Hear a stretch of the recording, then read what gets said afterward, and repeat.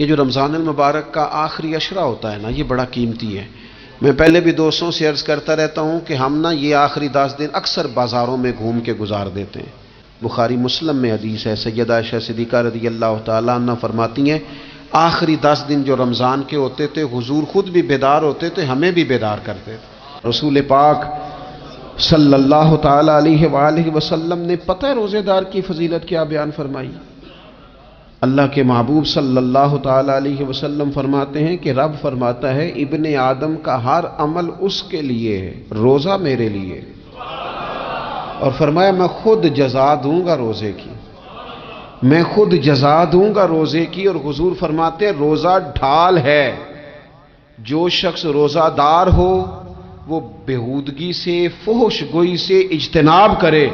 اور اللہ کے محبوب صلی اللہ تعالی علیہ وسلم فرماتے ہیں اگر کوئی شخص اسے گالی دے، اگر کوئی شخص اس سے جھگڑا کرنا چاہے تو پتہ کیا جواب دے؟ اسے کہے بھئی میں روزے دار ہوں، میرے منصب کا تقاضا نہیں کہ میں تیرے ساتھ الجھوں۔ اور رسول پاک صلی اللہ علیہ وسلم فرمانے لگے اوہو اتنی بڑی بات۔ حضور فرمانے لگے، یہ صحیح مسلم کے لفظ ہیں، کریم محبوب فرمانے لگے مجھے اس رب کی عزت کی قسم جس کے قبضے میں محمد عربی صلی اللہ علیہ وسلم کی جان ہے، حضور فرماتے روزہ دار کے منہ کی خوشبو اللہ تعالیٰ کے نزدیک قیامت کے دن مشک کی خوشبو سے بھی زیادہ بکت والی ہوگی۔ اس کے منہ سے جو خوشبو آتی ہے قیامت میں مشک پیچھے رہ جائے گا، اور رب کی بارگاہ میں صرف روزہ دار کے منہ سے۔ اگر تیرے منہ کی خوشبو رب کو اتنی پسند ہے تو تجھے بھی تو اپنے منصب کا خیال ہونا چاہیے۔ میرے رسول پاک علیہ السلام نے فرمایا روزہ دار کو 2 خوشیاں ملیں گی، ایک خوشی اس وقت ملتی ہے جب وہ افطار کرتا ہے، اور فرمایا ایک خوشی اس وقت ملے گی جب وہ اپنے رب سے ملاقات کرے گا، جب وہ اس سے ملے گا تو اس وقت روزہ دار کو خوشی ہوگی۔ بخاری مسلم میں حدیث ہے، سیدہ عائشہ صدیقہ رضی اللہ تعالیٰ عنہ فرماتی ہیں آخری 10 دن جو رمضان کے ہوتے تھے حضور خود بھی بیدار ہوتے تھے، ہمیں بھی بیدار کرتے تھے۔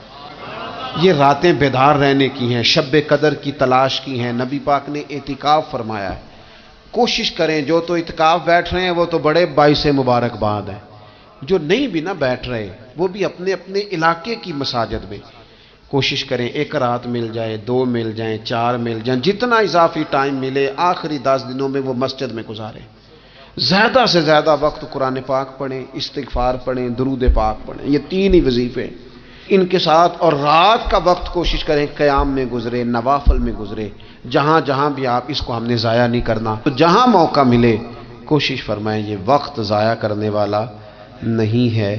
یاد آتی ہے تو آنسو بھی نکلتے ہیں، دعا بھی نکلتی ہے۔ تھے کچھ لوگ پچھلے سال جو اس سال موجود نہیں ہیں، وقت تیزی سے گزر رہا ہے، تو یہ سعادتیں بڑی قیمتی ہیں، ان کو ضرور حاصل فرمائیں۔ میرے دوستو خوشی تو جو ہوگی سو ہوگی، لیکن یہ لفظ بڑے حسین نہیں کہ روزہ دار کی رب سے ملاقات ہوگی، یہی لفظ بڑے باکمال نہیں۔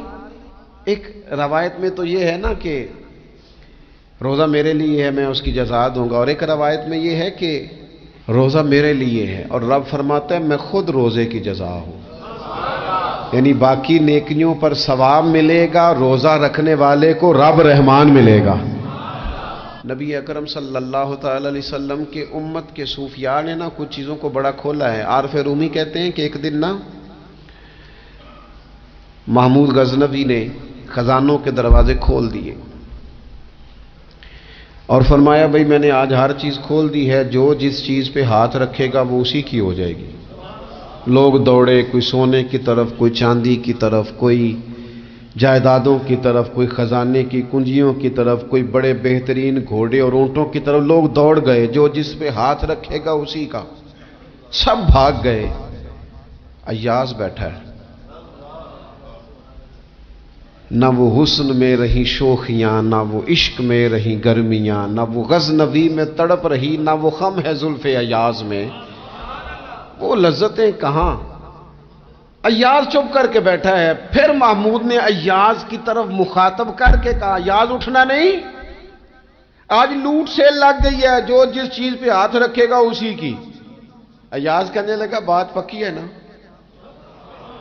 تو محمود خوش تھے، موڈ بڑا اچھا تھا، کہا بالکل پکی ہے۔ تو ایاز کہنے لگے چلو ٹھیک ہے۔ ایاز اٹھے، پیچھے سے جا کے نا تو محمود کے کندھے پہ ہاتھ رکھ دیا، محمود کے کندھے پہ ہاتھ رکھا۔ محمود کہنے لگے یہ کیا بات کا، آپ سے میں نے پوچھا تھا بات پکی ہے، جو جس پہ ہاتھ رکھے گا اسی کا نا۔ تو تھوڑی دیر پہلے مسکراتے چہروں میں آنسو آ گئے، ایاز بھی روئے تو محمود بھی روئے۔ کہا بادشاہ پکا رہنا، وہ جن کو خزانے چاہیے تھے وہ دوڑ گئے، مجھے تو چاہیے۔ لنگ کئی مہینے تے برس گئے تے تیری دید نو دیدے ترس گئے، تیری تو ملے گا۔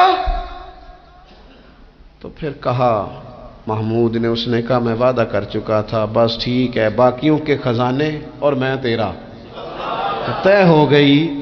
فرمایا باقی نیکیوں پر ثواب ملے گا، اور روزہ رکھنے والے کو رب رحمان ملے گا، اللہ کا قرب ملے گا۔ دیکھو نا، وہ خاص انسان کو کیفیت حاصل ہوتی ہے روزے میں، رب کے ہونے کا یقین۔ وہ جو صوفیاء کہتے ہیں نا مراقبہ کرو، وہ نصیب ہوتا ہے۔ یعنی کسی کو کیا پتا ہے اس کا روزہ ہے کہ نہیں، اکیلا ہے نا گھر میں، فریزر بھرا ہوا ہے، نہیں نہ کھاتا، کیوں؟ اسے پتا ہے میرا رب میرے ساتھ ہے، میرا رب مجھے دیکھ رہا ہے۔ بس یہ تصور توحید پکا ہو جاتا ہے رمضان، تو پھر اللہ تبارک و تعالیٰ کی بھی خاص رحمت اور کوئی خاص ہی اعزاز۔ حضور فرماتے ہیں جنت کے کئی دروازے ہیں، ایک باب الریان ہے، اس سے صرف روزہ دار گزریں گے۔ آواز ہوگا روزے والے آ جاؤ، وہ آ جائیں گے، فرمایا اس خاص دروازے سے گزرو۔ جب گزر جائیں گے تو فرمایا بند کر دو بھئی، اور کوئی نہیں گزرے گا یہاں سے، دروازہ ہی مخصوص ہے، ان کا اعزاز ہی ذرا زیادہ ہے۔ تو میرے عزیز، رمضان شریف کے اندر وہ منصب کا بس خیال رکھیں کہ میں روزہ دار ہوں، اس احتیاط کے ساتھ۔ اور دوسری جو رمضان کی چند عبادات ہیں نا، سب سے پہلی تو میں عرض کروں گا تراویح کے حوالے سے۔ یہ بات یاد رکھ لیں کہ نبی پاک علیہ الصلوۃ والسلام نے فرمایا جس نے ایمان اور احتساب کی نیت کے ساتھ رمضان میں قیام کیا، اللہ اس کے پچھلے سارے گناہوں کو معاف فرما دے گا۔ اور ایک مقام پر نبی پاک صلی اللہ تعالی علیہ وسلم نے بیان کیا، یہ مشکات میں موجود ہے، حضور فرماتے ہیں رمضان اور قرآن دونوں قیامت کے دن بندے کی شفاعت کریں گے۔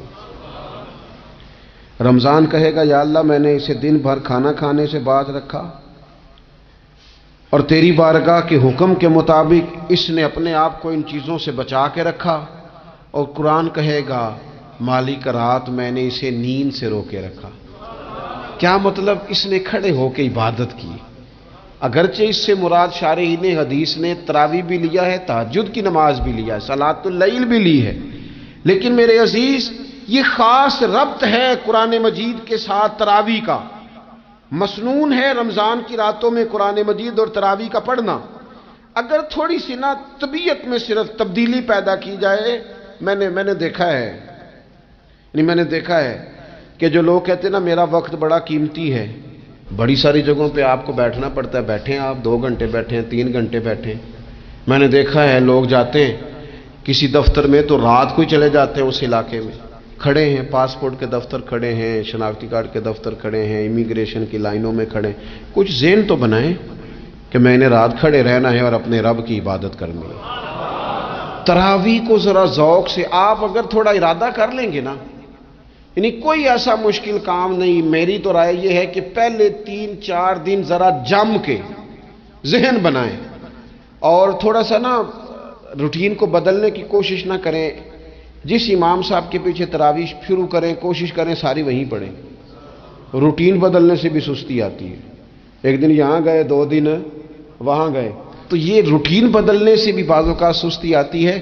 کوشش کریں ایک جگہ پہ قرآن شریف سننا شروع کریں اور پھر پورا قرآن مجید وہیں پہ سنیں، اور تھوڑا ذہن بنائیں۔ میں نے دیکھا ہے ہمارے استاد صاحب اس طرح کیا کرتے تھے کہ بہت تھوڑا کھانا افطاری کے وقت، تھوڑا، اور ان سے کہا جاتا آپ بزرگ آدمی ہیں، اتنا کم کھانا کیسے نظام چلے گا؟ تو فرماتے تھے میں 1 چپاتی اور آدھی چپاتی کھا لوں گا لیکن تراویح کے بعد، اب اگر زیادہ کھانا کھاؤں گا تو طبیعت میں سستی آئے گی، میرے لیے کھڑا ہونا مشکل ہو جائے، سادہ سا کھانے کے ساتھ افطاری کی جائے گی۔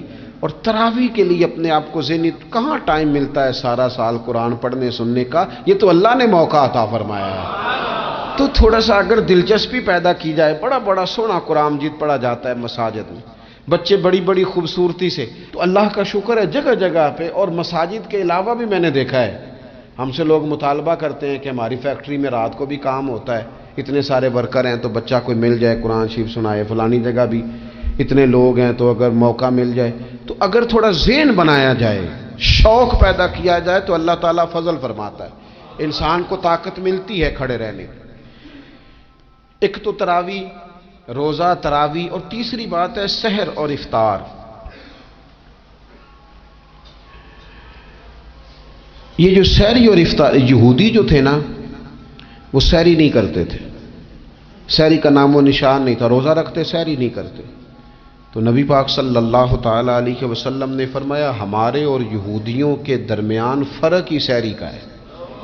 اور نبی پاک صلی اللہ تعالی علیہ وآلہ وسلم نے فرمایا سحری کھایا کرو، سحری کھانے میں برکت ہے۔ اور اگلی بات سننی آپ نے تو خوش ہو جانا ہے، سحری کو معمولی نہ سمجھے، سحری کرنا عبادت ہے۔ ہاں آپ مت سمجھیں کہ میں روٹی کھا رہا ہوں، یہ تو میرے سامنے دہی رکھا ہوا ہے، یہ تو سالن رکھا ہوا ہے، یہ تو اچار رکھا ہے، تو چپاتیاں رکھی ہیں۔ سحری کھانا عبادت ہے۔ آپ صبح اٹھے، آپ کی تو روٹین ہی اور تھی، تو 7 بجے کھاتے تھے، 9 بجے کھاتے تھے۔ یہ جو آپ صبح کھا رہے ہیں اٹھ کے سحری میں، اپنی مرضی سے تھوڑی کھا رہے ہیں، یہ تو کسی کے کہنے سے کھا رہے ہیں، یہ تو کسی کے بٹھائے بیٹھے ہیں۔ یہ جو سحری کا لنگر ہے یہ رب رسول کی رحمت کے ساتھ عطا ہوتا ہے، یہ کرم ہے، یہ اللہ رسول کے بٹھائے بیٹھے۔ کیا میرے رسول پاک صلی اللہ تعالی علیہ وآلہ وسلم نے بات کھولی ہے، ترغیب و ترہیب میں حدیث ہے، اللہ کرے یہ کبھی چسکا لگ جائے، یہ والا مزہ آ جائے، تو پھر تو گھر میں دسترخوان نہیں بچھا ہوا ہوگا، پھر تو رنگ ہی کوئی اور ہوگا۔ حضور فرماتے ہیں اللہ تعالی اور اس کے فرشتے سحری کھانے والوں پر رحمتوں کا نزول فرماتے ہیں۔ کھائی روٹی جا رہی ہے، پکا ہوا کھانا ہے، لیکن حضور فرماتے ہیں رب بھی رحمتیں فرما رہا ہے اور اللہ کے حکم سے فرشتے بھی رحمتوں کا نزول کر رہے ہیں۔ کہ رمضان المبارک وہ عزت اور عظمت والا مہینہ ہے جس کا تعارف کسی عام آدمی نے نہیں، رب کریم کے قرآن نے بیان فرمایا ہے اور میرے مصطفیٰ کریم کی زبان اطہر نے بیان فرمایا ہے۔ لیکن آنے سے پہلے بخاری مسلم میں حدیث ہے، حضرت سلمان فارسی رضی اللہ تعالیٰ عنہ کہتے ہیں رمضان شروع ہونے سے پہلے نبی پاک نے ہمیں مسجد میں بلایا اور خطبہ ارشاد فرمایا باقاعدہ، اور ارشاد فرمایا لوگو تم پر ایک مہینہ آنے والا ہے جس میں اللہ اپنے بندوں پر خاص قسم کی رحمتوں کا نزول فرماتا ہے۔ خود رسول پاک نے ہمیں کس قدر زیادہ اس مہینے کا اکرام کرنا ہے اور کس قدر زیادہ اس کو اہمیت دینی ہے اور کس قدر زیادہ ہمارے لیے وہ باعث عظمت ہے کہ جس مہینے کے فضائل خود رسول پاک علیہ السلام نے بیان فرمائے۔ اور نبی پاک صلی اللہ علیہ وسلم نے فرمایا کہ اس مہینے میں تم نفل پڑھو گے تو اللہ فرض کے برابر ثواب عطا فرمائے۔ حضرت انس بن مالک رضی اللہ تعالیٰ عنہ فرماتے ہیں جب نبی پاک علیہ السلام نے رمضان کی شان بیان کی تو صحابہ کا یہ مزاج بن گیا کہ وہ اپنے سارے کام رمضان سے پہلے سمیٹ لیتے تھے، رمضان شریف سے پہلے سارے کام سمیٹ لیتے، لینے دینے کے معاملات صاف کر لیتے، خریداری ہو جاتی، گھر کے اندر کوئی کام کرانا ہوتا تو وہ رمضان سے قبل کرا لیتے، یکم رمضان کو وہ مسجدوں میں ڈیرے لگا لیا کرتے، وہ کہتے تھے نیکیاں جمع کرنے کے ایام۔ سب سے مصروف ترین زندگی ہمارے نبی پاک صلی اللہ علیہ وسلم کی زندگی ہے۔ 23 سالوں میں نبی پاک علیہ السلام نے 2300 سالوں سے بھی زیادہ کام کیا، بڑا مصروف وقت تھا حضور کا، بڑا مصروف۔